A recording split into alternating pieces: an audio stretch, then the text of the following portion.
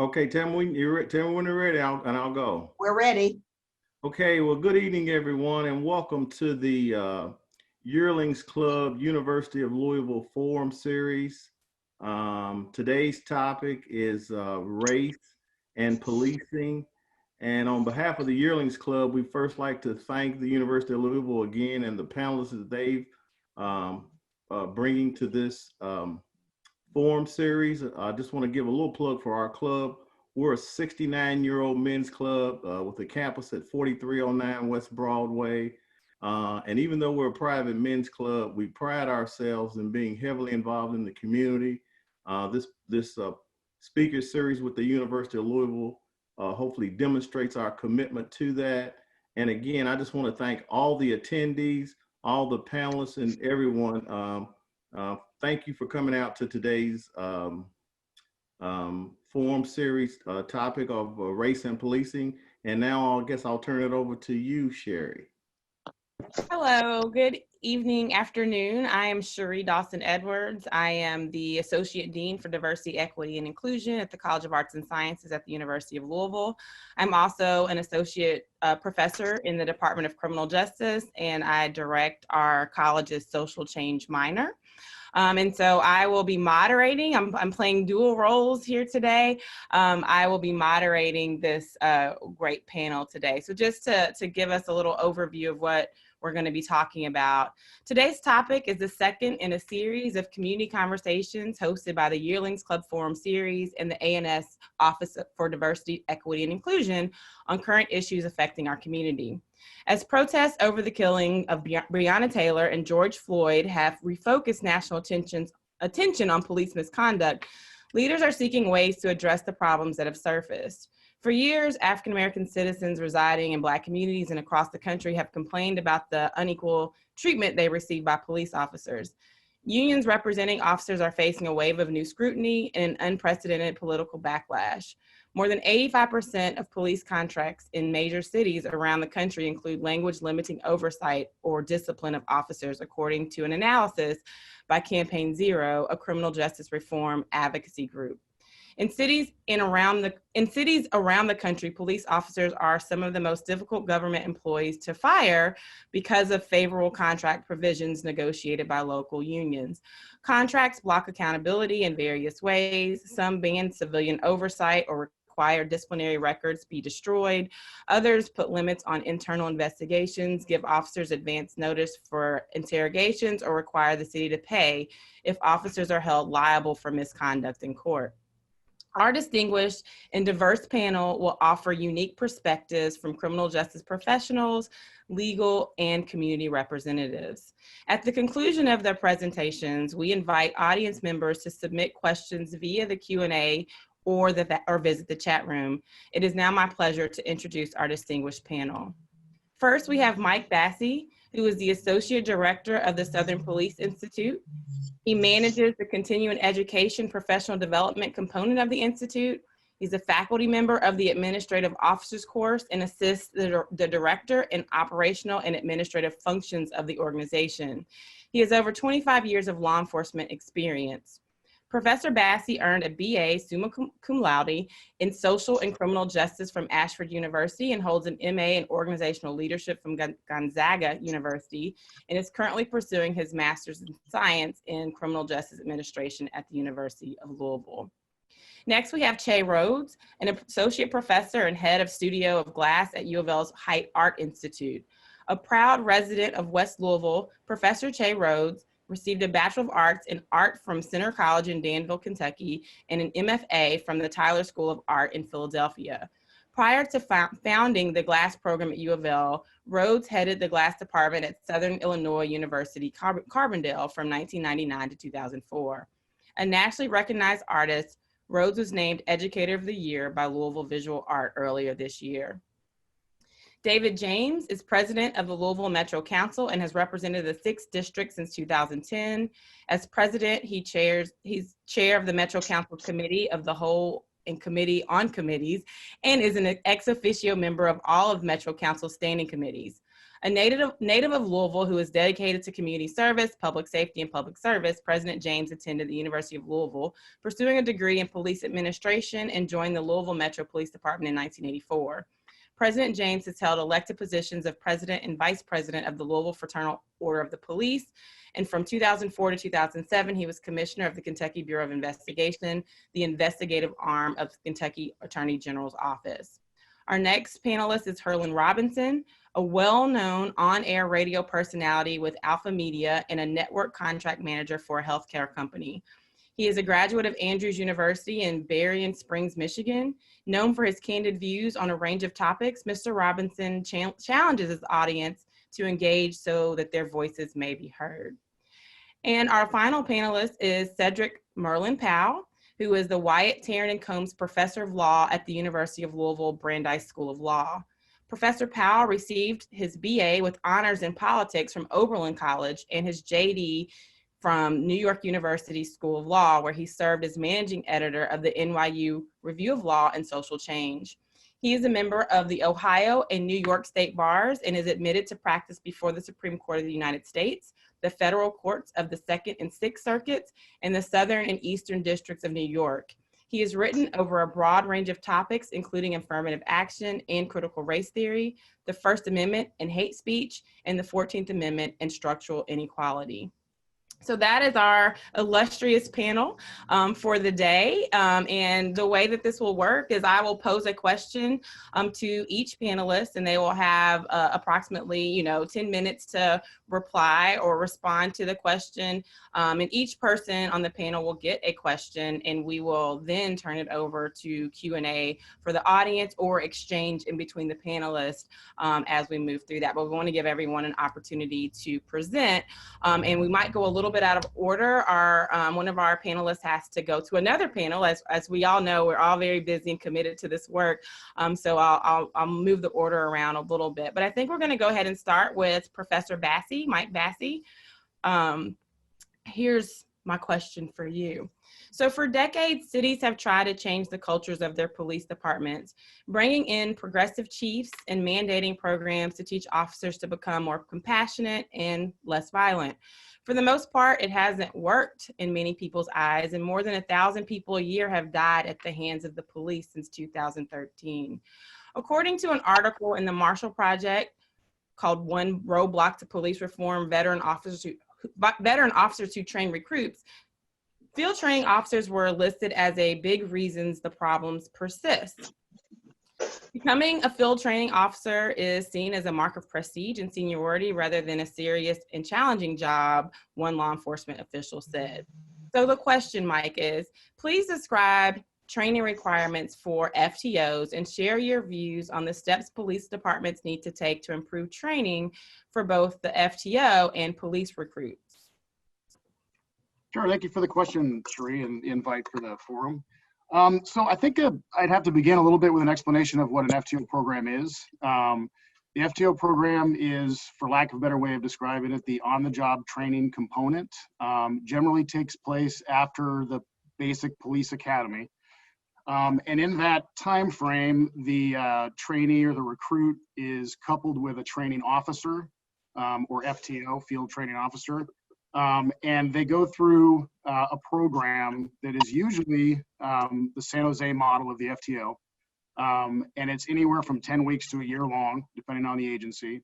And in that time, according to the San Jose model, which, like I said, is the majority of the agencies across the US use it, they have an objective, criteria-based training program where they get a daily observation report from their training officer. And that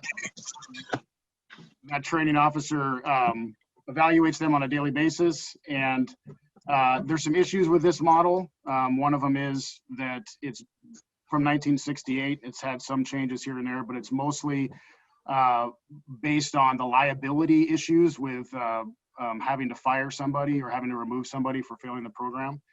The separate type of FTO program is actually called PTO. It's something that came along a few years ago, developed out of Reno, Nevada. And it is intended to kind of address some of the concerns that the FTO program wasn't addressing.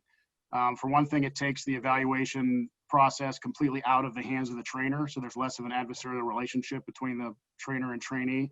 It incorporates problem-based learning exercises into the training environment so that the recruit actually has to solve community issues while they're going through the training program.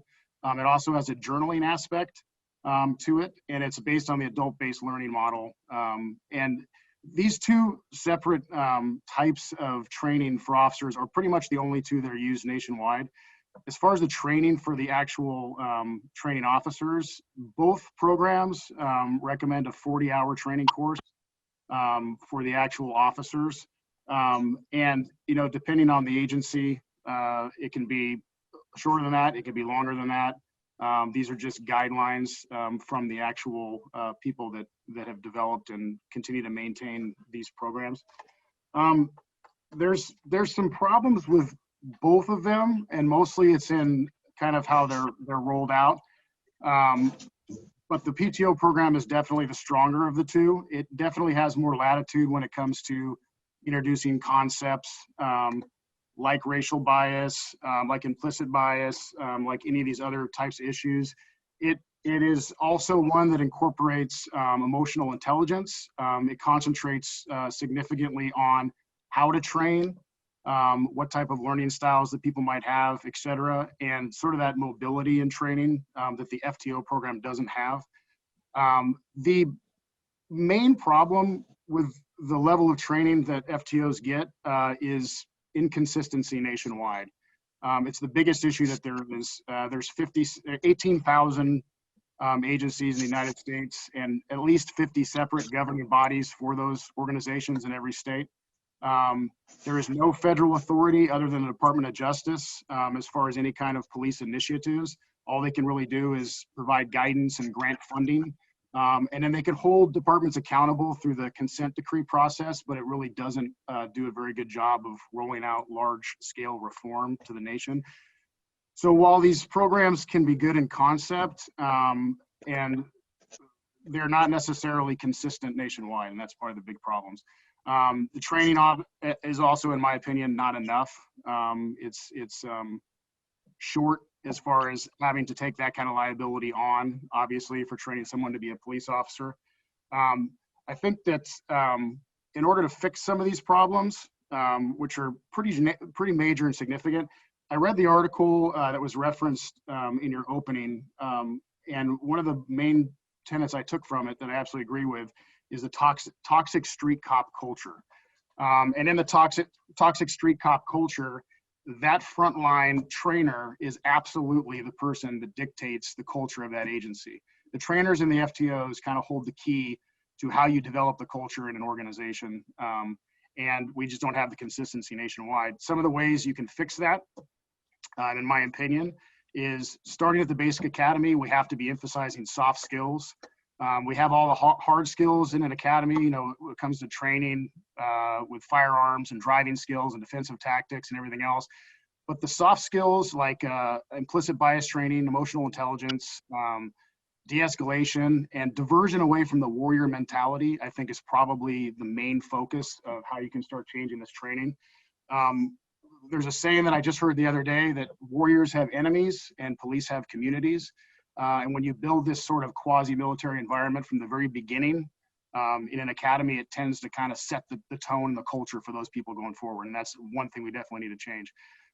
We need to be putting anti-racism and community service, evidence-based solutions into our training curriculum. It has to be kind of a bedrock of everything. Recruitment and selection of FTOs has to be better. There's progressive departments all over the United States that are doing this extremely well. But like I said, with 18,000 disparate agencies all over the United States, it's extremely difficult to maintain that consistency. So we need some sort of federal oversight, to be quite honest with you, and that's a bigger pill to swallow. But agency specific, that recruitment of those FTOs should absolutely be looking for people without a disciplinary history. It should be looking for people that have that passion to train, that have the right idea of what the culture should be in that organization. There is another issue, which is that police training and education in general should not be a discretionary line item in a police budget. This should be hardline training, and those standards should be set if not at the federal level, which would be ideal at the state level. And it shouldn't be just driving and shooting and everything else. Like I said, those soft skills have to be interwoven into every aspect of the organizational culture for it to be successful. And then finally, you need a continuous and rigorous oversight of the training standards. You also need to have the training departments and the organizations working hand in glove with internal affairs and anybody doing critical incident review, so that after every critical incident, after every type of issue that happens, you can evaluate that instantly and see if you need to shift anything within the training environment for your organization. Additionally, it should be identifying people that de-escalate as well. And that's been an issue for a long time. We keep track of use of force incidents, but we don't keep track of people that are doing the right thing at de-escalating situations and are not using force. And that's part of that toxic street cop culture that I talked about in the beginning. It's sort of that idea that that's an outcome of a what you can do.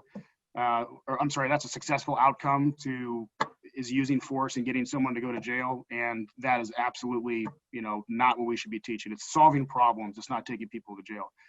And then just anecdotally, as far as training having an effect on de-escalation, there's lots of different styles of training I think that do. Probably the most impactful that I've seen is situational awareness training, which is kind of a stress indoctrination technique that we use with officers, where we put them into scenarios where they have simunition type ammunition in their firearms, and they have kind of foam batons and everything. So they can be in an environment where they're actually having a realistic based scenario. And then you build those scenarios with the win, quote unquote, being a peaceful resolution. And those actors that are in those scenarios can basically react to how that officer is handling the situation. And after the evaluation, when you actually talk to the officer about, whether or not they use force, you can say, these are the things that you did that led to that force being used. And that stress indoctrination helps officers also, when they get to the street, have a memory and an understanding of what that stress feels like, so that they don't shut down and make bad decisions in critical incidents. And then, the key to all this is the culture of the organization, the culture of the training, the guidance that's being given from the criminal justice system at large. And we should not be indoctrinating our recruits with the warrior mentality. We have to have this cultural awareness, implicit bias, and anti-racism training, like I said, is a bedrock of the institution of training of law enforcement in America in general. And we have to do something nationally about our disparate system of law enforcement, and the fact that when we want to make these reforms, it's extremely difficult, if not impossible, because of all these different systems, criminal justice systems that we have at play at the same time in the United States. Hopefully that answers the question. Yeah, absolutely. And I actually have a follow-up question, and I probably shouldn't, but I as an educator, and we work together, can you explain a little bit about the warrior mentality for the audience, and what that is or was, or what it should be in the past? Yeah. and why that is problematic versus a guardian or, a different perspective? Yeah, the warrior mentality is, in essence, that your sole job as a police officer is to go home at the end of your shift. And that warrior mentality operates on the premise that we are essentially going out there and we're going to war. So I think intent originally was to steal people that maybe didn't have the confidence or the courage to face some of the things that you have to face in law enforcement, and to kind of bolster that, to give them sort of that camaraderie or whatever that they may need in those cases.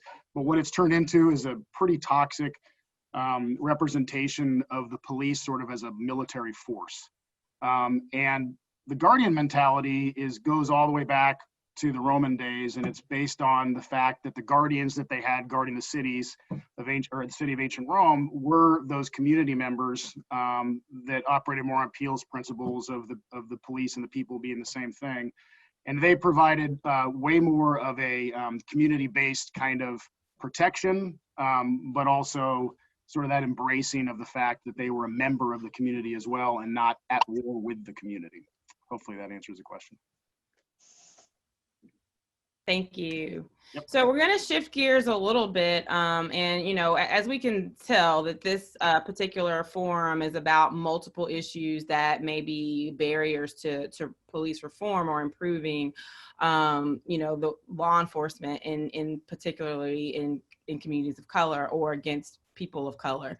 And so the next topic that I want to shift to is about qualified immunity. And we have two panelists that we are scheduled to have talk about it. I know that Herlin Robinson has to leave a little bit early, so I'm going to pose the question first to him, and then we'll go to Cedric Powell, who will also talk about some perceptions of qualified immunity. So the question for you, Herlin, is qualified immunity is a legal principle that grants government officials performing discretionary functions immunity from civil suits unless the plaintiff shows that the official violated clearly established statutory or constitutional rights of which a reasonable person would have known. So Herlin, please share your views on the impact that perceived immunity has on the police department's relationship with the African American community.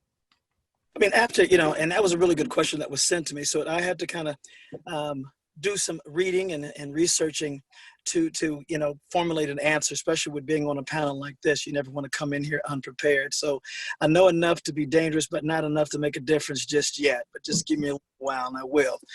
Reading about qualified immunity, it was interesting to read that not just police officers fall under that protection, but also governors, also prison employees, school officials. So there's other folks that kind of fall under that. But the interesting thing is, as I'm looking at that and reading that other folks fall under that protection, none of them are having to defend themselves in regards to that protection and use the immunity to get, you know, get out from lawsuits or you know, some of the things that we've seen. So it was interesting to see that there's other folks that were there.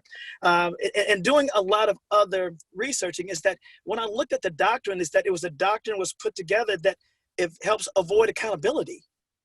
Okay, so I don't have to be held accountable for my actions for violating someone's constitutional rights, which is search and seizure, which is unlawful detention, which is excessive force, which is police brutality, which is sexual harassment and other things. So I thought it was really interesting that that law covers those incidents. And what it does after reading about it, it allows an individual to say, well, I didn't know that I was violating this person's constitutional rights.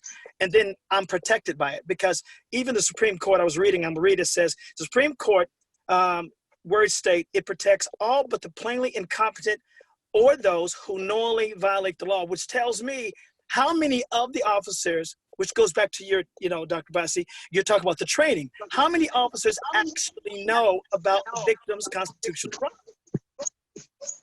You know, how many of them really know about those constitutional rights? Because if not, I'm covered by this because I didn't know it. It's not like I know it and then I just plainly went out and violated that person's right because I knew it, or that I'm incompetent. I don't think any agency is going to say that officer who did it was incompetent. I will never think they're going to put that on there. So just actually reading that it allows the police the right to violate my constitutional rights because they didn't know. They didn't know. And I have issues with that. Just like with me, when I get a job out in the real world, we all go through all the training that we have to go through during our orientation. Am I correct? We go through sexual harassment training. We go through copyright infringement. And we go intellectual property. We go through all of those trainings, and each one of those we have to sign up on. We have to sign up on it. So whether we read all of it or we understand all of it, we all acknowledge that we have read it. So if we break any of those, what happens to us in the real world? We're what? We're terminated. We're let go of. But here we have a policy that says, okay, because you didn't know, it's okay. You're covered by it because you didn't know. When I think it should be part of a policy that they should know. Part of the training that you talked about. I think that's my issue when we're talking about policing and policing, is that it's got to be somebody's responsibility, whether it's the chain of command or whether it's some oversight, to ensure that these officers know what rights we have. So when I'm watching and going back and seeing some of the incidents, which is the Sandra Bland and Tamir Rice, and the list goes on and on, there's too many names to even put in there. And then just recently, the young man that was shot 7 times in his back because he didn't comply. Well, okay, well, what law did he break? What was he actually doing? And I have to say, even me as a black man, if I'm stopped by a police officer and he tells me to get out the car and I say, well, don't you know you violated my constitutional right because I can't be unlawfully detained? Are you charging me with anything? His next step is, I said, get out the car. Well, sir, do you understand you're violating my constitutional right? You're unlawfully detaining me unless you tell me why I'm being asked to get out of the car. Did I break a law? Now, the next thing you know, he's grabbing my car door. Now I'm being pulled out of the car. Now, hopefully I make it home. But guarantee I'm going to have some bumps and bruises because now he's going to say, I resisted arrest. Now, my next question is, but what charge did you put on me for me to resist arrest? And now I can't sue you because you actually didn't really know that you were violating my constitutional rights, but you're a police officer that is supposed to uphold the law. So that's the thing that I found out that was really interesting in that, in the that immunity, the qualified immunity. It's just that, it just kind of piggybacks on what Michael was saying, is that the training has to be better. The training has to be in order to eradicate what we're seeing on a regular basis. Because without me giving that question, I would have never known that existed. Would have never known it existed until the question was given to me, which then made me go and say, okay, hey, let me familiarize myself with this. And how does that affect me as a citizen driving around, not as a citizen, and secondly, as a black man? Thank you. Thank you. So Cedric, the question can be the same, but also can you just share your views on how qualified immunity impacts the civil rights of citizens and discuss what communities can do to address this issue? You're muted.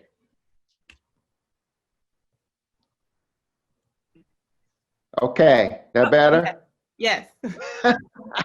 You were like, he doesn't know. Thank you very much for having me here.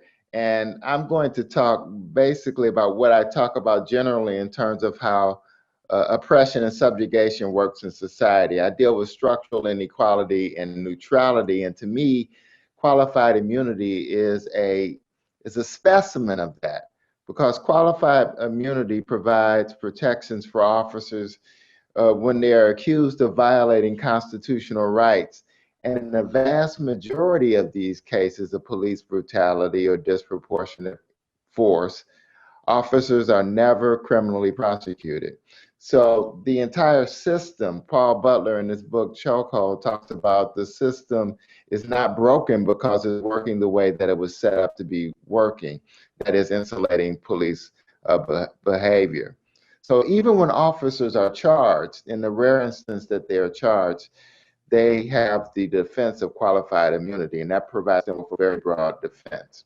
It's a broad protection of police conduct, and it covers everything, all but the most plainly incompetent or those who knowingly violate the law. So scholars have said that this really leads to a shoot first and ask questions later mentality, abuse of power because misconduct is actually insulated. In 2017, for example, of the 1,147 people who were killed by police, officers were charged in only 1% of those cases. 13 officers charged out of 1,147. So this whole doctrine of qualified immunity really comes out of the first Reconstruction. 1871 Civil Rights Act created Section 1983, and it said that every state official who causes a deprivation of any rights shall be liable. We still have that type of civil rights litigation now, even in the third Reconstruction, which is what we're in the middle of. But what has happened with qualified immunity is that the U.S. Supreme Court has created this legal principle of qualified immunity, moving away from the good faith standard to a standard that provides insulation and immunity from severe misconduct. In other words, officers are immune unless the victim can show that his or her rights were clearly established, which means that the victim must point to a previously decided case that involves the same specific context and particular conduct. So you have to find the exact case that matches up with yours in order to even to hope to advance. And even then, conduct is so egregious that the officer has to have fair warning that he or she will be subject to liability. So qualified immunity really supplies a blanket immunity to police misconduct. And it causes a number of problems in the community. One, the prospect of relief is very limited. Police misconduct is insulated, and you see this even in the grand jury process where conduct is either rationalized, black bodies are dehumanized, and the use of excessive and disproportionate force is legitimized because the state says that this forceful response of brutalization was warranted in the circumstances, because police officers can always say, I felt in danger, I was afraid, I had to defend myself. And then you have a system that reaffirms that type of outrageous conduct. Another thing happens when you have qualified immunity is that you have lack of available counsel. You're unable to recover attorney's fees, so the prospect of representation is very limited in these particular circumstances. Constitutional rights are rarely clearly established, and that creates an unreasonable standard of proof. You're almost going into this litigation knowing that you will lose because you can't reach this very high level of proof. And then there are dubious reasons that are given for qualified immunity. In other words, that qualified immunity protects law officers from being bankrupted by civil lawsuits. They need this protection because if they're found liable, it will ruin their lives. That's a misconception because individual officers rarely, if ever, pay. They have insurance. The unions come into play, and we can have a discussion about the unions and their tremendous power in these actions and in police relations with the government and the citizen early enough to protect officers from discovery. Another argument is that this is unduly burdensome discovery and litigation, and it undermines the officer's ability to function as an officer because they're always involved in litigation. Well, it's really an offense, so that argument doesn't work either. And then the argument that you're deterring eligible and able police officers from joining the police force. That's really, if ever, valid. Police officers and people who want to be on the police force, the doctrine in order to make the decision to be a police officer or not. So my criticism, sort of in conclusion, leading to what the community can do, this judge-made doctrine, we've had a lot of discussion about originalism and textualism during the Amy Coney Barrett hearings and what does judicial philosophy mean. Well, this is an example of judge-made legislating in order to protect police misconduct. Qualified immunity really didn't exist in 1871, and there's no common law foundation. So scholars have critiqued the doctrine of qualified immunity as being something free-willing, ad hoc, and something that the court has recreated. So the U.S. Supreme Court should reconsider qualified immunity. And this isn't a partisan issue. You have justices from wide ideological perspectives, from Justice Thomas to Justice Sotomayor, saying that this should be reconsidered because it insulates the shoot first, ask questions later mentality. A number of points were made about training. I have a different view about training. I think training buys into the bad apple metaphor that is not really a strong metaphor in analyzing structural inequality. I believe that there needs to be structural change, and you can't train your way out of subjugation and racial oppression that we have in our current system. So we need to re-envision that. A lot of the language has been fraught, like defund the police, you're trying to get rid of the police department. We need to take a nuanced and critical approach about policing and how that works. We need to move away from the tired old concepts of community policing and totally re-envision a system that does not criminalize Black bodies first, that does not brutalize Black bodies first, that does not stigmatize an entire group of people based upon a history of oppression. So I think we need more than training. I think we need to re-examine qualified immunity. I think we need to re-examine the role of unions, not only in terms of collective bargaining. I certainly support labor unions and their ability to bargain, but police unions are a special species of labor unions, and we should look at them differently. Most of the time I see that police unions are involved in this dialogue, it becomes heated, it becomes disruptive, it becomes an accusation against the mayor and borderline insubordination, saying that the mayor or in any city, not just Louisville, but other cities where the police officers turn their back on the chief officer of the city, which is quite interesting. So there has to be another way to look at unions and their role in this process. And finally, we need to unpack what qualified immunity really means and does. If we have this concept that we don't want government officials of any rank to be liable because they're exercising their official duties, on the other side, there has to be a balance, which allows for aggrieved individuals, aggrieved parties to bring lawsuits that have a possibility of at least winning. Now the deck is stacked against people who have legitimate and valid claims. So those claims need to be taken seriously, and qualified immunity needs to be reexamined in the context of a robust plaintiff's claim that could be brought to penetrate qualified immunity so that it will not insulate police misconduct. Thank you. Thank you, Cedric. I want to throw it back to Herlin because I know he has to leave in just a minute, but I just want to give you space to respond or, say something further after Professor Powell's comments on qualified immunity. He's added more context. He's added more depth to what I was saying. So I definitely agree. He brought up some good points, especially with the Supreme Court having to go back and take a look at it. And as he stated, Clarence Thomas has some concerns with qualified immunity. So I agree wholeheartedly. For me not to agree with it, he's done a lot more research than I. Like I said, just being asked that question and then diving in just on a surface level, I can see that he's really dug into it and he's brought up a good point.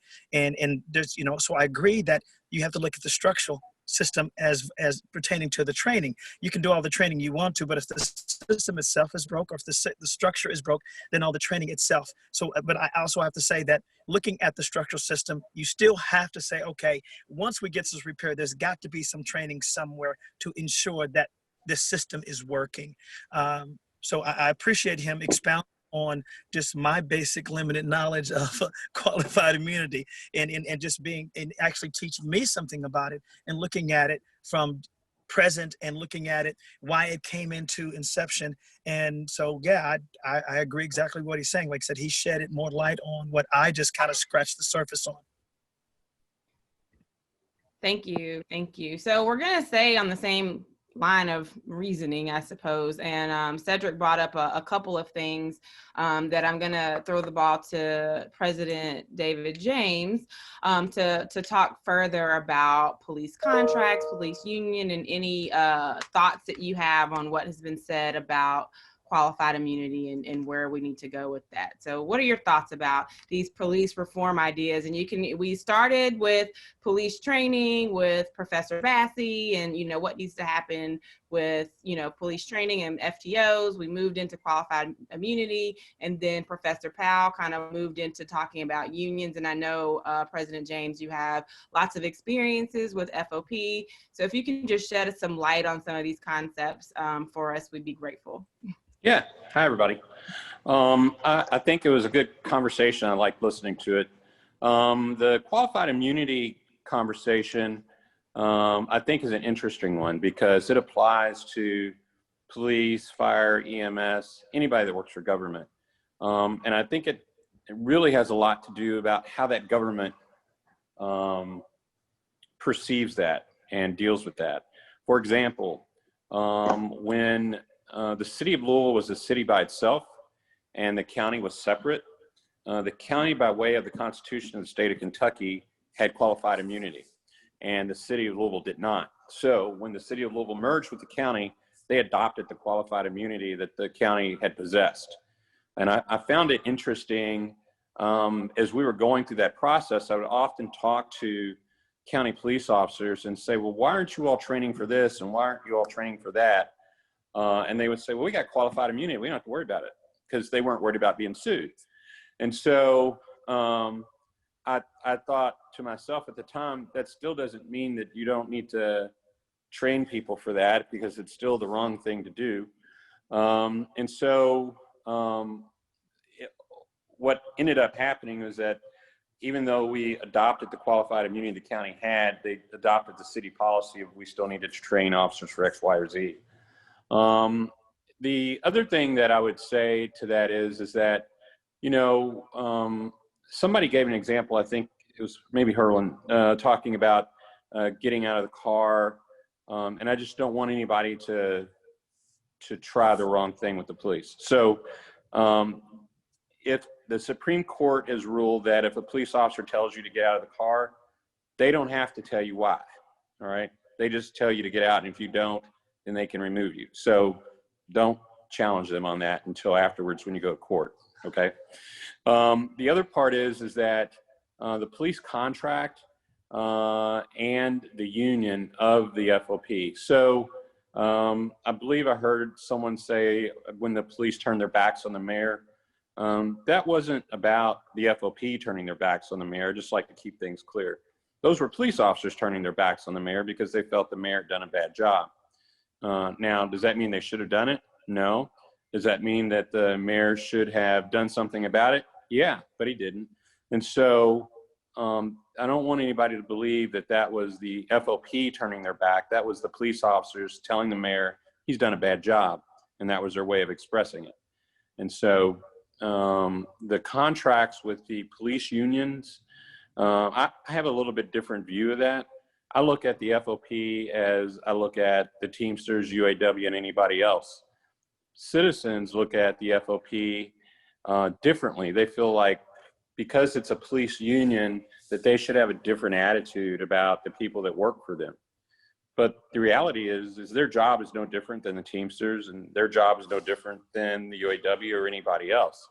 The UAW, the Teamsters, ASME, pipe fitters, all of those unions have one purpose in life, and that is to garner wages, hours, and working conditions support for their members. And for some reason, people also add a third one to the FOP, which is do the right thing. There's no requirement that they have to do the right thing. Their only requirement is to represent their members and defend their members. And if they don't do that, they themselves can be sued. So when people say to me, why don't the FOP say to the world that so-and-so did wrong, they can't legally do that. It's impossible for them to do that. That member would sue them for everything that they have.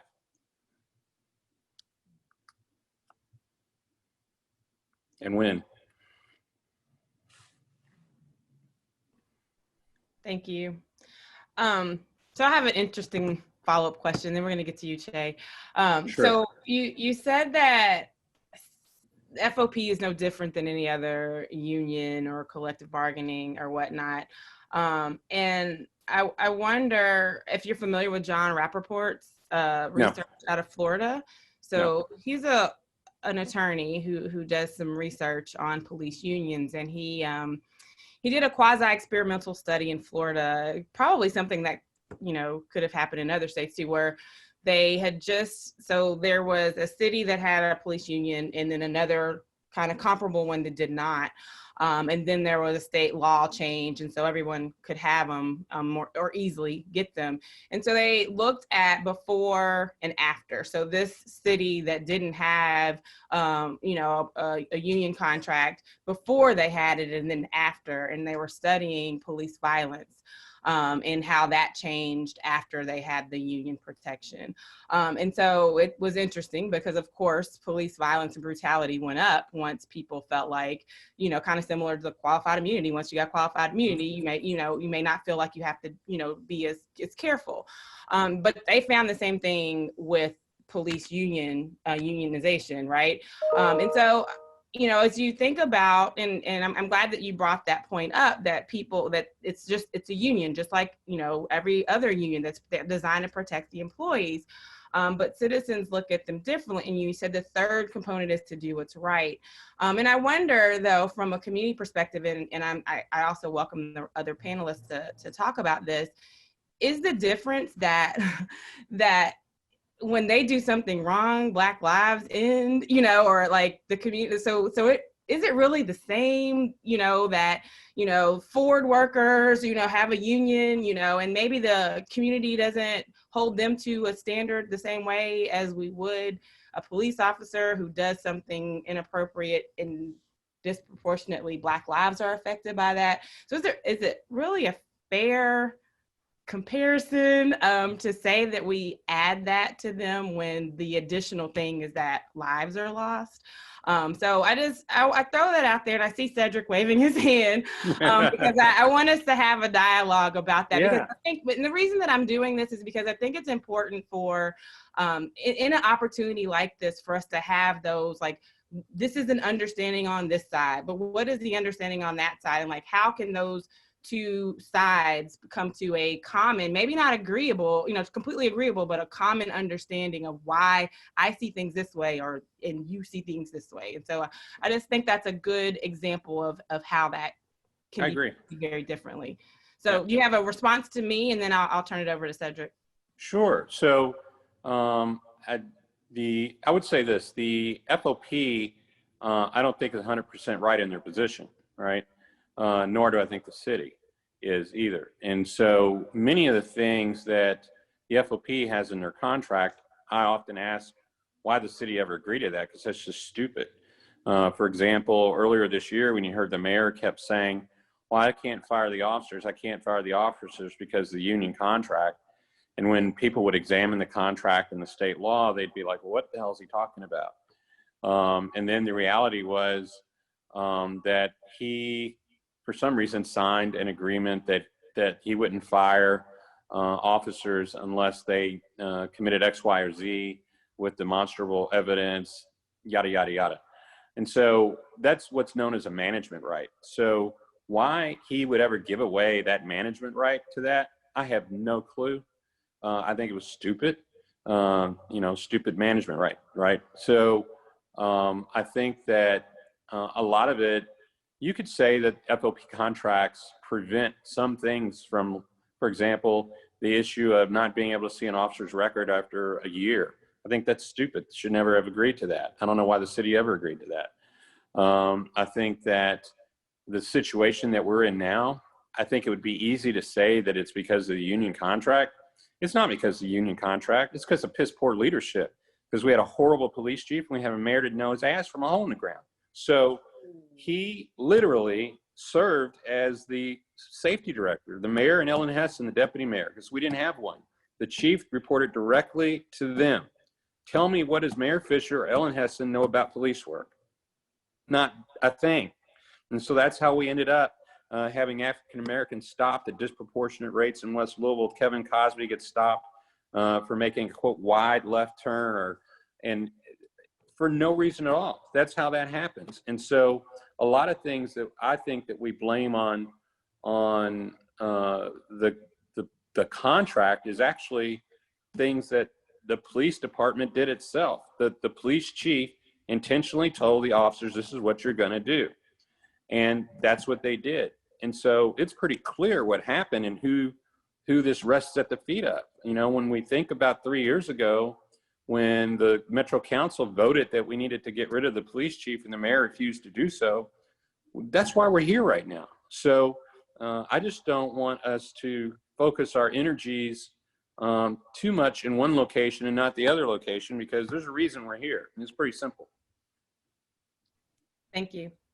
Cedric, did you still have a comment? Oh yeah, a lot.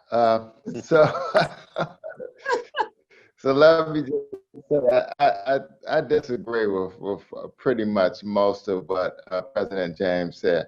But I voted for you, President James. That's all right. I I voted still for love you. you, You're man. my It's all right. councilman. So let me just make a couple points.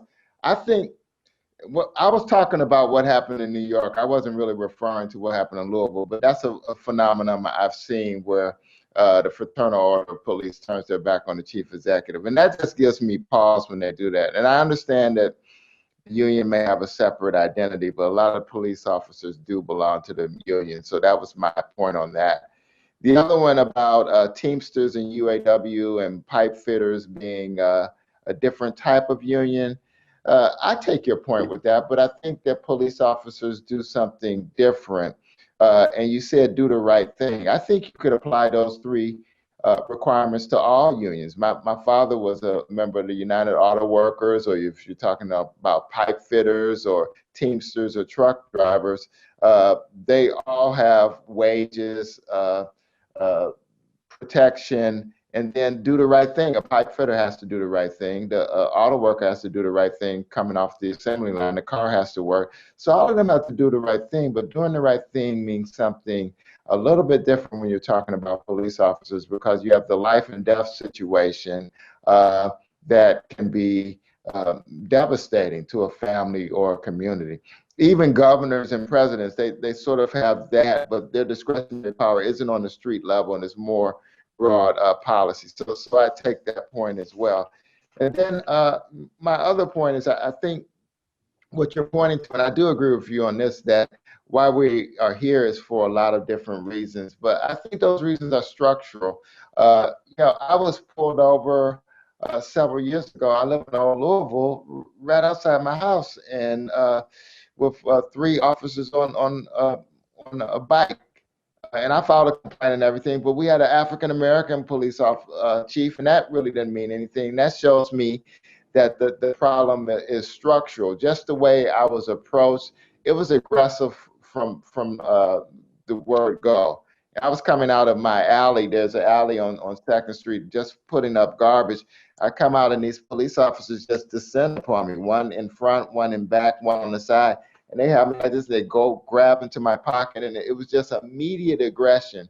And so that was a disproportionate encounter without much of anything to prompt that. And so that is, I think, a structural problem.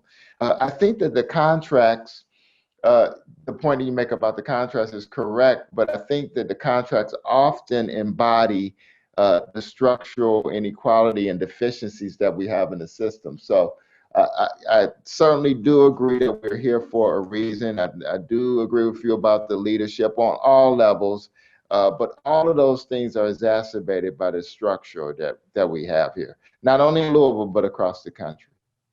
And just to comment on that, I would totally agree with you on that. I don't deny that. The teeth on the left side of my head are always in the dentist because I got beaten by a police officer, right?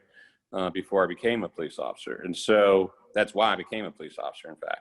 And so, those things do happen and they happen way too often than they should. They should never happen. And so I do believe there's structural problems within the police department. And that has to change. So don't hear what I'm saying is that I don't believe that that's true. I do believe that that's true. Thank you. So, I was gonna give it over to you, Che, anyway, but if you want to respond to this part of the conversation, go for it. Yeah, I mean, just quickly, I had a few things I was going to say, but now I've had a chance to kind of respond or digest what everyone else has said. And just along those lines, I think the problem is both of those things. Is the police union, is the contract. It's structural and it's a lot of other things. But there's and maybe I think that Cedric Mr. Powell talked on this, but there is a pretty big difference between the police, and that is that compared to auto workers and pipe fitters, they're not the police are interfacing with the public a lot more. But I'd say another critical difference that I don't think has really been mentioned yet is with our particular police union, they're very vocal about their political views and their personal views. So I understand that, you know, maybe it's not within the purview of the municipality to be able to dictate whether or not they do the right thing. But I think that, you know, you're kind of towing a thin line when you write open letters to the city about race baiting, or, you know, you make Facebook posts that are, you know, really offensive, tone deaf, you know, often not funny, at a bare minimum, you know, unprofessional. So I think those things are problematic. I don't know if anybody's seen this website, lmpd.com, but it's kind of like this, I don't know if anyone's, it sort of masquerades as it almost looks like an official LMPD website, but it's a .com, not a .gov. And it's like this weird anonymous forum where you can see just some of the most offensive views about current events, both locally and nationally, regarding issues of policing and other things. So that was my 2 cents. So I'm going to turn it over to you just 1 second, but I was going to ask Mike if he has any comments on any of the things that we've just talked about related to union contracts or qualified immunity. And then we're going to shift gears a little bit and talk about, okay, what next? How do we build relationships, or how do we build bridges, or whatever we want, a ramp, whatever it is that needs to happen. We'll go there next. But Mike, I wanted to give you an opportunity to chime in on the current conversation. Yeah, I definitely think it's problematic. I have a little bit different opinion on police unions. I policed out west. We didn't have the FOP out there. We had a labor association that did defend us in cases of liability, as long as we didn't violate policy or law. But one thing that wasn't brought up, I mean, it's kind of touched on by Che, as far as what I think is a big problem with police unions, is their political affiliations. A lot of times they're lobbying in Washington, D.C. They're hand in glove with a lot of the local politicians. And I personally think that colors a lot of decisions that can be made when a lot of these issues come up at whether it's the local level, state, or federal, because those are interesting influences and relationships. And I've seen it personally, that conflict with when I was working in law enforcement. And at the time I noticed it as a cop. So that's something I think that doesn't get talked about a lot, but it is definitely an issue, I think, as far as those relationships with politicians. Thank you. Thank you. So I'm going to turn it over to Che to talk about some of his work and thoughts about community policing, community-oriented policing. And just for the audience, community policing is a strategy of policing that focuses on building ties and working more closely with members of the community.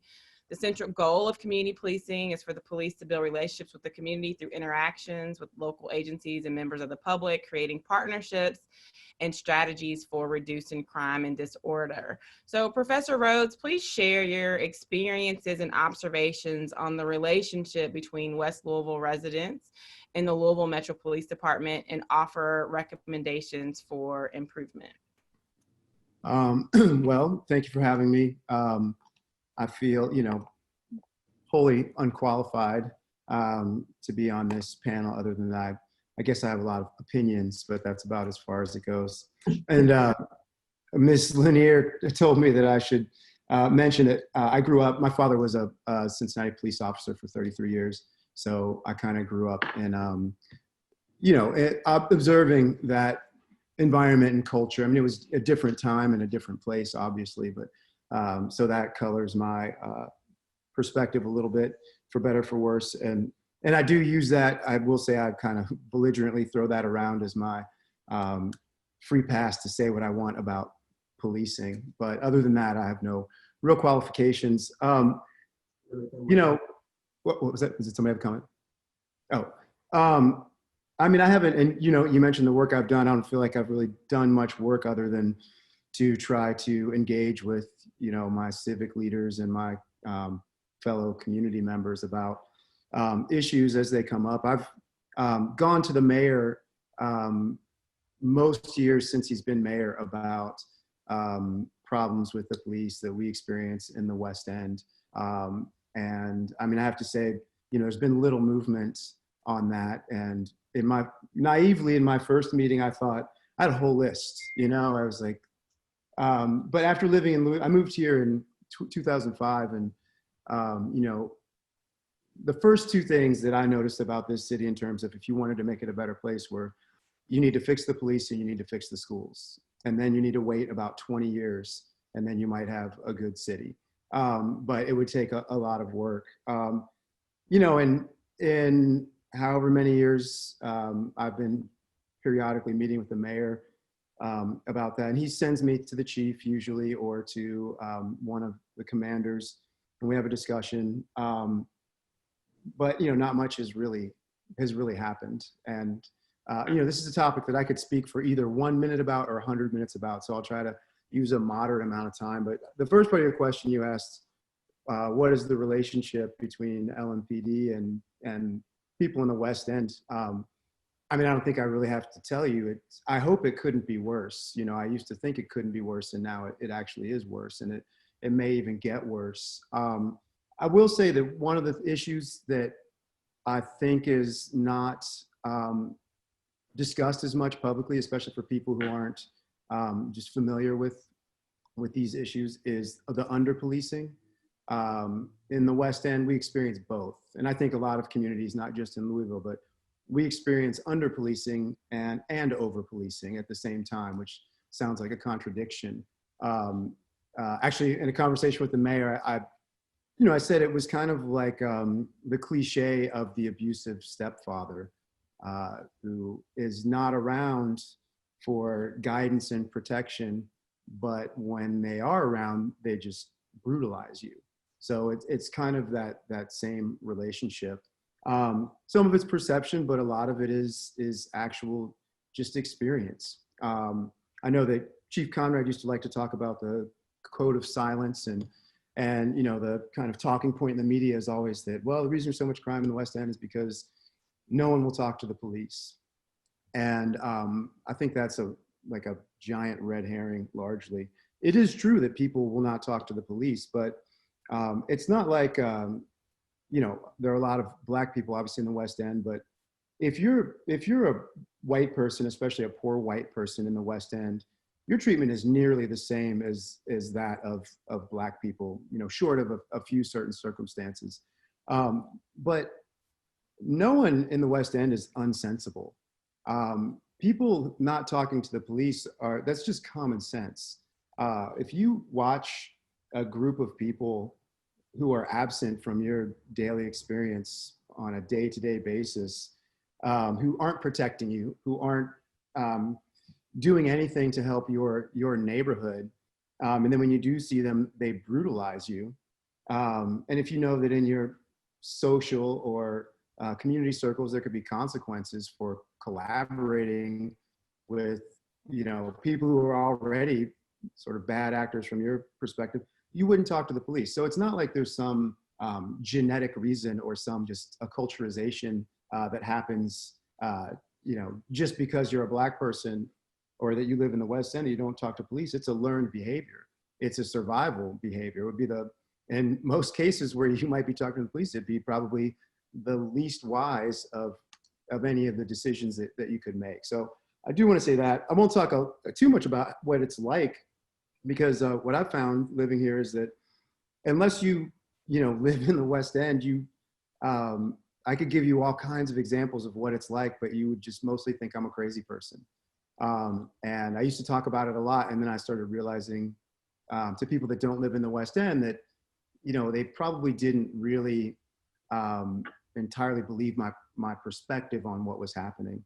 Interestingly enough, on my block, the 5 houses across the street from me have all been purchased and some renovated, but the people who've moved in across the street from me, I live on the border of Portland and Russell, but they're all educated young white people with an adventurous spirit who have moved down here. And it's been interesting. I was jaded by the time they got here already, but it's been interesting to watch them evolve or devolve their perspective on policing, and they just can't believe it. And now they're all jaded. And it's funny because they feel like, oh, I can't even talk to anybody outside of the West End about what it's like. So anyway, I don't want to go on and on, but it's bad. And it's, I just have to say the onus is on the city and LMPD to fix that. You asked, the second part of your question was, what can be done? To be quite frank, I'm beginning to feel, I don't know if I'm beginning to, but I've been in the last 6 months, certainly more galvanized in my sort of sense that I don't think anything is going to happen positively, at least not without some monumental force of coercion upon the city. And I'm starting to, LMPD is a bad actor, just plain and simple. We have a top to bottom review, that's great. People can voice their concerns, but you really just have to Google search LMPD or look at their Facebook page to see. I mean, they'll tell you what bad actors they are in many cases. But I think that, like I said, without mental pressure, I don't think much change is on the horizon. Now, if we're just going to talk about what measures could be taken, at the beginning of the summer, I looked at this and, for years, I've thought the mayor needed to remove the chief of police. That was my personal perspective. And all kinds of people wonder why that never happened, whether it's something scandalous or if it's just, non-confrontational style, or, there are many theories and even conspiracies about why that is. But I think that early in the summer, I started contacting council people in the mayor's office. I thought that maybe moving to an elected police commissioner rather than a chief of police might be an interesting move. At least people would feel like they had some control. And when you have a mayor that won't remove a chief for however long, maybe the people there's at least a chance of voting that person out, right? You at least you feel like you have some agency. We made a list. So I've talked to several people and people in my community and around town about, what could happen. And we just kind of drafted a list and sort of put it out there. My perspective has evolved. I've seen that the city is far more conservative than I fear. And I think electing a police chief still might be an interesting idea, but I think I can see which way it would go. I think the city-county merger is a big problem. It should probably be dissolved. Whoa. Part of why we don't have, somebody said, whoa. I think that the county is controlling, a lot of the city officials. That's where the money is. That's where the power is. I think that people like Scott Reed sit far away and opine on what should happen to people in the middle of the city that maybe they don't even ever visit. The people who are telling you they have problems with police have, an order of 10 times the experience of dealing with police as the people who are making the decisions, right? Even me, and I'm a privileged Black person, in the city of Louisville, in terms of, I grew up somewhere else. I was lucky enough to have, parents that tried to get me an education. I have a job, but, and I live in the West End and I love living in the West End, but, even for me, for every one time Scott Reed has dealt with a police officer, I bet I've dealt with a police officer 20 times, in my life. So for someone like him to tell people like us how it should be is really hypocritical. So we made this whole list of things that could possibly work. But right now I'm back to number one. You wouldn't have to change any state laws, 24/7 body cameras. Because, and I think that Mr. Robinson pointed this out, it's not every day that the police shoot, a Black person or someone in the West End, but it is every day that they have a negative experience with those people. And if you don't have a way to prove that happens, then you don't really have a lot of agency, especially in this day and age where it's become difficult to be accused or convicted of a crime unless it's on video, right? These days, it's kind of like it has to be recorded. And I think that if you look at who wants body cameras, it's the citizens. The only people that don't want body cameras are LMPD. And they claim that they're, Boy Scouts, but why wouldn't you want to prove that with video evidence if that was the case? And I realize that body cameras are more complicated than that, but any citizen that has an interaction with any LMPD officer should be able to go back and request to review that footage and use it, in defense of their position if it were ever necessary. I think that location data on officers would be helpful. Obviously, you can't have that in real time, but 48 hours or a week after anything happens, it would be nice if citizens could see where the police are distributed in the city, because I can tell you that they're not distributed where the crime is. They're not policing in a protect and serve manner or in a guardian manner, as you said before. It is this sort of warrior mentality. So, there are many things going on, and I think that at this point, these are small measures that the city would have to enact, but I don't see any leadership really coming from, really, I have to say, Metro Council, the mayor's office, or even the governor's office regarding any of these things. And I think President James talked about the mayor reorganizing his office. Maybe I'll try to share this document on my screen. Just to that point, if I can bring it up here. I don't know if people can see that organizational structure of, this is, I think, from 2015, but if you search the organizational structure of Louisville Metro government, you'll find this document is the first thing that will come up. If you dig a little deeper, you'll find another one that maybe contradicts this, at least to some extent. And I'm not sure if you can see that, but if you look at, presumably this is a hierarchical chart. And if you look at, you have the mayor, the Office of Internal Audit, and then you have Louisville Metro Council. Below that, Chief of Staff. And then for some reason, LMPD and Human Resources have this, what appears to be a hierarchical authority over these other departments. And I don't really know what that means. I don't know if this is an accurate chart or not, but I do know that apparently that was accurate as of 2015, and that's concerning. And I think that the culture right now is that LMPD and the FOP are running the city. And if you've been on the streets certainly in the last 3 weeks or so, you see that is the case. And I could go on and on and on, but I'm sure I've said quite enough at this point, and I'd be happy to add more. But I think those are the main points that I would be able to make on those matters.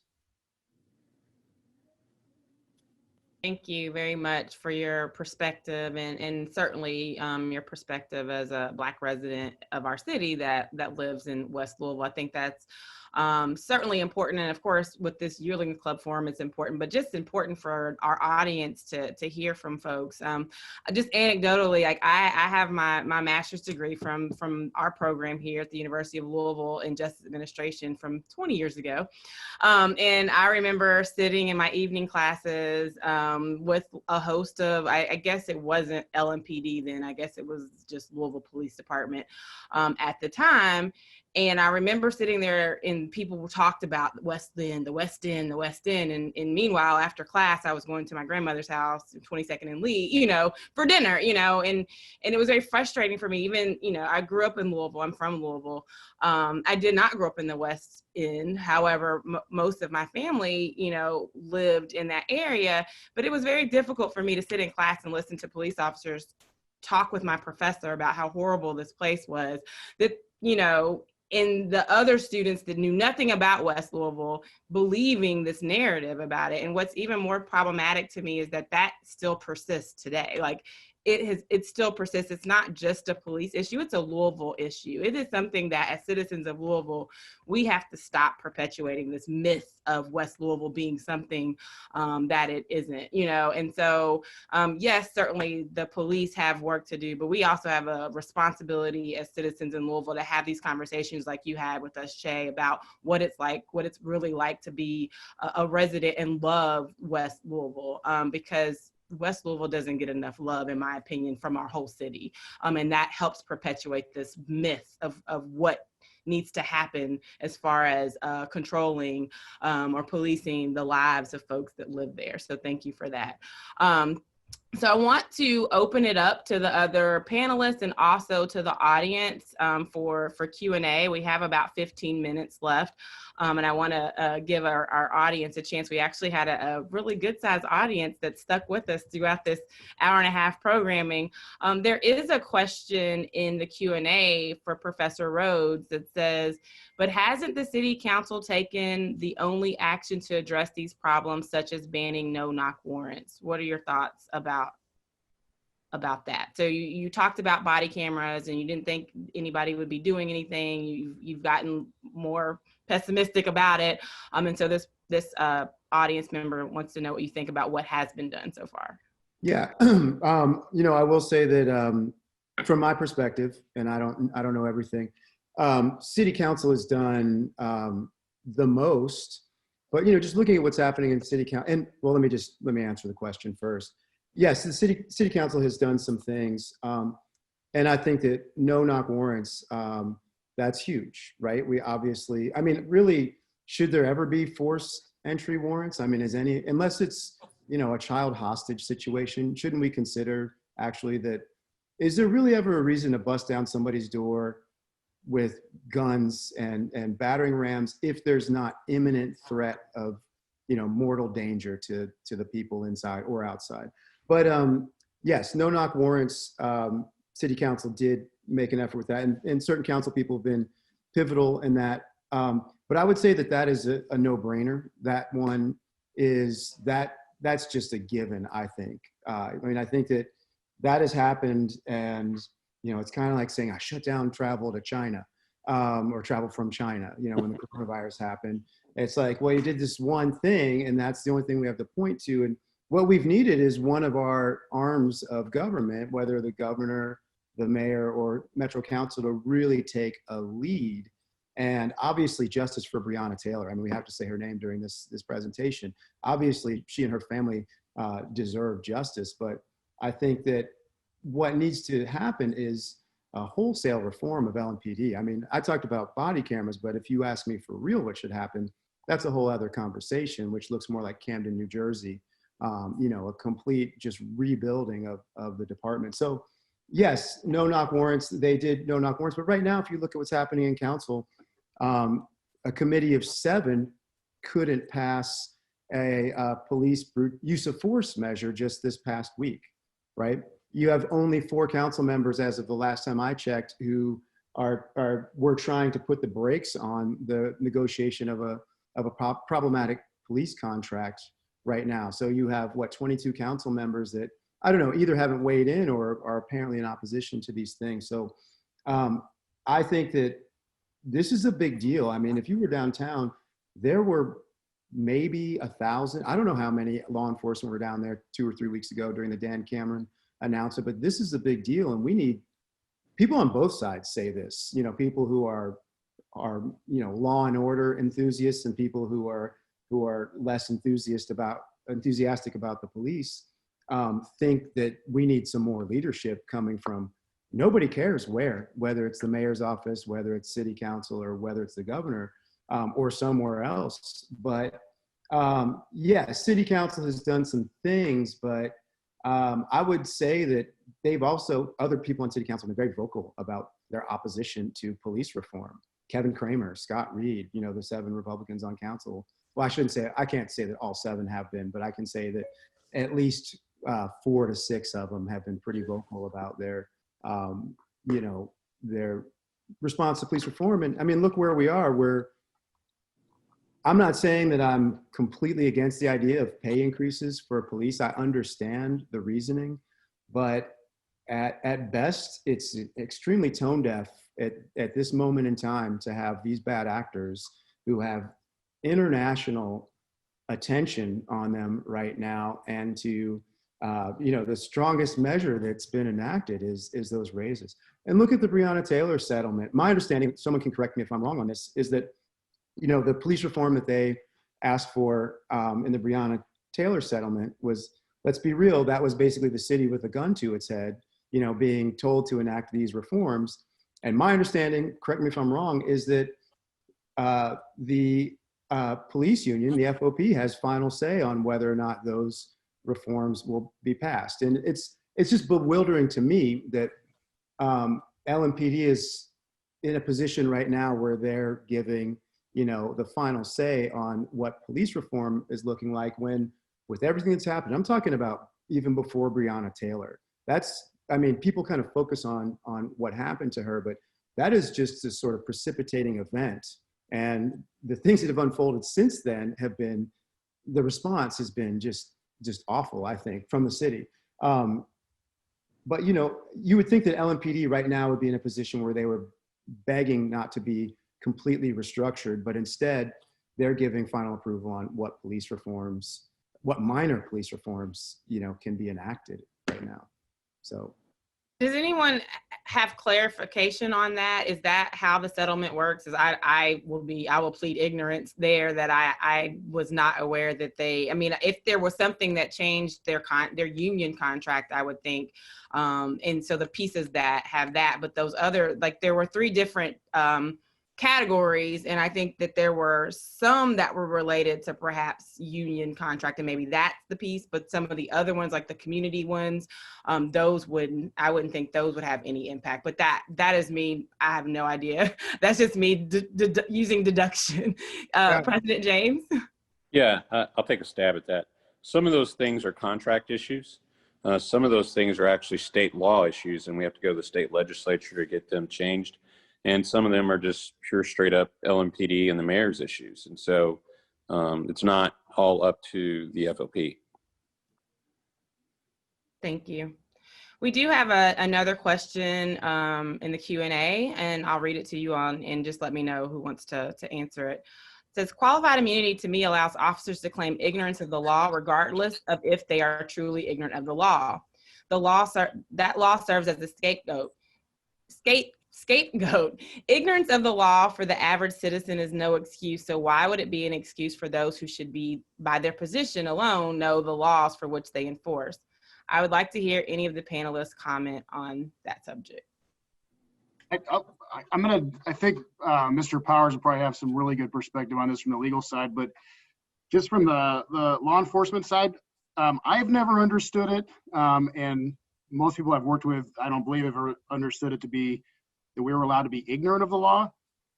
It was more that we acted in good faith. So if there were facts or circumstances that came to play after that circumstance was evaluated in hindsight, and those facts and circumstances weren't known to the officer at the time, that would have led to a situation where they would have known and taken different action. That's how I've always understood it. So and like I said, Mr. Powell probably clarify that a little bit more, but. Yeah, I think that's correct. You're looking at a good faith explanation for the conduct that is involved, not ignorance of the law is no excuse. I don't think that you're measuring the content of a police officer's knowledge of the law. We're looking at the conduct and whether or not there's a good faith basis for it. And that good faith reasoning has changed under the U.S. Supreme Court jurisprudence. They look more at whether or not the victim can show that his or her rights were clearly established.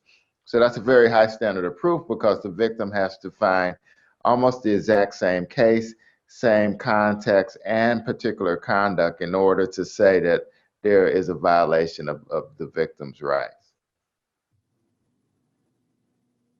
Thank you. So I don't see any more questions. So I would just like to open it up for any final comments. If anyone has any final, this is what needs to happen, must happen to make this a better space or world that we're living in. I'm constantly thinking about these issues because I'm raising kids in Louisville. I'm raising Black kids in Louisville. I have a 14-year-old Black boy son who lives in my house. So, I show up in these spaces as a professor or as the associate dean, but I'm mom first. And so, my final statement is just to thank you all for your perspectives, your expertise, just, the different representations and the ways that you showed up today, I think was very helpful for this discussion. And it's, in my opinion, not just because I'm hosting it, but it's been one of the more reasonable, even when you disagree. I think it's this kind of conversation that we have to have in this space, and we need to continue to have them and use them as a catalyst for change and thinking about what we can do to make our city what we know it should and can be. So with that said, I don't know if the Yearlings Club has any final statements, or if any of the panelists have anything. Jay, you have anything? Oh, President James. I just want one real quick thing. The Metro Council next week will be introducing a ordinance to create a civilian review board for civilian oversight of the police department and an office of inspector general. And the ordinance related to use of force will go to the full council next Thursday also. So I invite everybody to tune in for that. Thank you.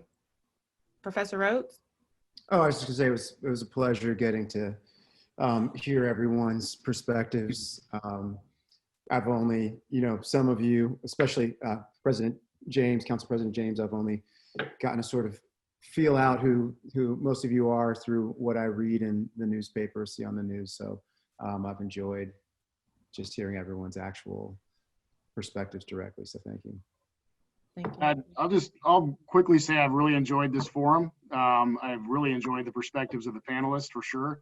And I'll say, just from the perspective of a person that works with a lot of police command executives from all over the United States, that there is an absolute hunger within the law enforcement community for direction, for reform. And I know when you all are kind of doing what you do in your own areas of responsibility to kind of contribute to fixing this problem, I think that we all need to be looking at what we can do, especially at the federal level, to have some sort of actual directive enforcement and oversight, something similar to the FAA for aviation. We have nothing. And so when all of these directives and reform issues come in front of the public's consciousness, it seems cyclical, obviously, there really is no mechanism for us to push this stuff through. And so we can do whatever we want to do with LMPD or Los Angeles or Cincinnati, but at the end of the day, if we're not pushing this stuff nationally, it's going to have a real hard time going through. So that's just kind of my perspective on things. Thank you, Mike. Cedric, do you have any final comments? Oh, yeah. Thank you so much. I was honored to participate with you. We always work well together, and my fellow panelists. I thoroughly enjoyed this. And I think an important point was made up. It's important that you vote, whoever, but we need to look at the Department of Justice. That was a very interesting point about a national standard. Remember when everything happened with Michael Brown or Tamir Rice in Cleveland, there were all of these consent decrees and national reports by the Department of Justice. But maybe we need a national clearinghouse that coordinates policy, administration, training, but training in a structural context, and just re-envisioning policing. So we'll move away from these sort of polarizing dialogues of defund the police, get rid of the police, and look at real structural change through national policy. That would be a good starting point. And I don't think everybody would agree, but there would be things that we could look at and find common ground, and that's always the first step for actual change. So thank you so much. Excellent. All right. Well, with that said, thank you all for joining us. We will continue to have these series monthly. Next month, I believe our focus would be on the court system, an aspect of the criminal justice system. I always call it the black box, is when we teach, it's like, oh, we teach policing and we teach corrections, but who talks about what's happening in the courts, right? And so I know that we're going to be attacking that issue next month. I certainly appreciate it. Everyone have a wonderful evening and a great week. Thank you. Thank you, Sheree.